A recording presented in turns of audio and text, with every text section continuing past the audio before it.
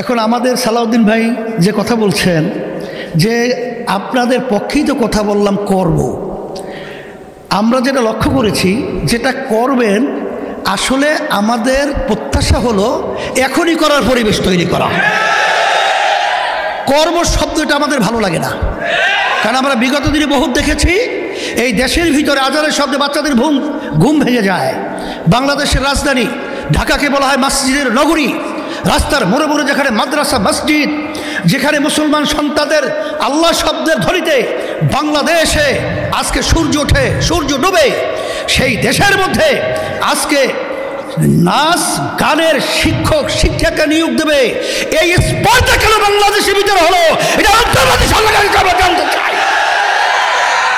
এই জন্য পরিষ্কার বলছি যে এখন ওই সিদ্ধান্ত বাতিল করতে হবে এবং ধর্মীয় শিক্ষা প্রাথমিক শিক্ষা অঙ্গনে সেটা বাধ্যতামূলক এটা ব্যবস্থা করতে হবে। বিশেষ করে আমাদের কওমি মাদ্রাসাগুলো তাদেরকে অবহেলা করা হয়। তারাও তো বাংলাদেশে বড় একটা অংশ এই বাংলাদেশের মানুষ, কিন্তু তাদেরকে দেখা যায় যে এত ধর্মীয়ভাবে তারা সচ্ছল এবং সুন্দর হওয়ার পরেও তাদের কোথাও সরকারিভাবে মূল্যায়ন হয় না। এই জন্য আমি বলবো যে কওমি মাদ্রাসার শিক্ষায় সেখানে যারা নাকি শিক্ষক রয়েছে ধর্মীয়, তাদেরকেও সেখানে গুরুত্ব সহকারে মূল্যায়ন করা, তাদেরকে নিয়োগের ব্যবস্থা করা।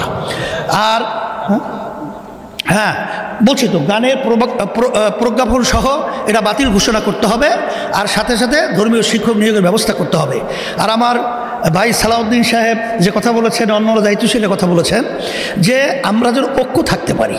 তো ঐক্য থাকার ব্যাপারে আলহামদুলিল্লাহ আমি আমাকে বলবো, সকলকে বলবো যে আমরা দেখছি ঐক্যমত্য কমিশন সহ এই দেশকে সুন্দর করার ব্যাপারে যে আলোচনা হয়েছে, সেখানে যে সিদ্ধান্তগুলো হয়েছে নোট অফ ডিসেন্ট অনেক জায়গায় রয়েছে, তবে সেটা পরে না, এখনই বাস্তবায়নের প্রক্রিয়া যদি করতে পারেন ঐক্যের একটা মানচিত্র তৈরি হবে, বক্তব্যের সাথে কাজও মিল হবে ইনশাআল্লাহ।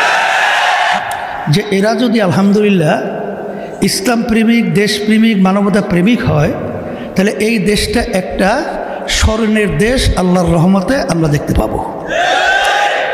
এখন বাস্তবতা হলো বক্তব্য আমরা সুন্দর সুন্দর দিব, আর ভিতরে যদি থাকে আমাদের অন্য কোনো চিন্তা, তাহলে সেখানে কিন্তু এদের সুন্দর হবে না, দেশ ধ্বংস হবে। সেই হিসাবে আমি কথা বেশি লম্বা না করে সংক্ষেপে এতটুকুই বলবো যে আসলে বাস্তবতা হলো যে আল্লাহ রাব্বুল আলামিন বলেছেন যত মাখলুকাত সৃষ্টি করেছেন এর ভিতরে সর্বশ্রেষ্ঠ সম্মানিত মানুষকে আল্লাহ সৃষ্টি করেছেন। আবার আল্লাহ বলতেছেন এই মানুষের ভিতরেই আবার পশুর চেয়েও খারাপ। এরপর আল্লাহ বলেন শাররুল বারিয়া, কুত্তা শিয়াল শুয়োরের চেয়েও খারাপ তাও মানুষ।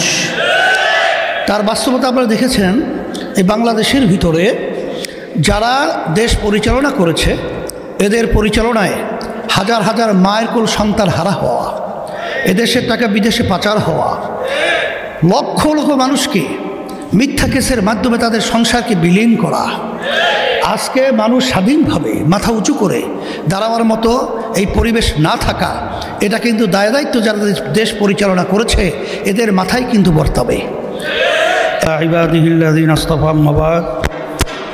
أعوذ بالله من الشيطان الرجيم بسم الله الرحمن الرحيم ولقد كرمنا بني آدم وقال تعالى أولئك كالأنعام بل هم أضل صدق الله العلي العظيم وقال رسول الله صلى الله عليه وسلم طلب العلم فريضة على كل مسلم أو كما قال عليه الصلاة والسلام درود شريف صلى الله عليه وسلم।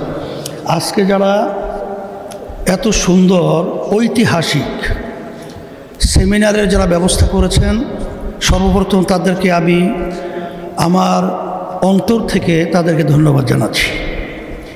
আর বিশেষ করে আজকে যারা মঞ্চে উপস্থিত রয়েছেন, আপনারা আলহামদুলিল্লাহ দেখেছেন যে অনেক গুরুত্বপূর্ণ আলোচনা করেছেন।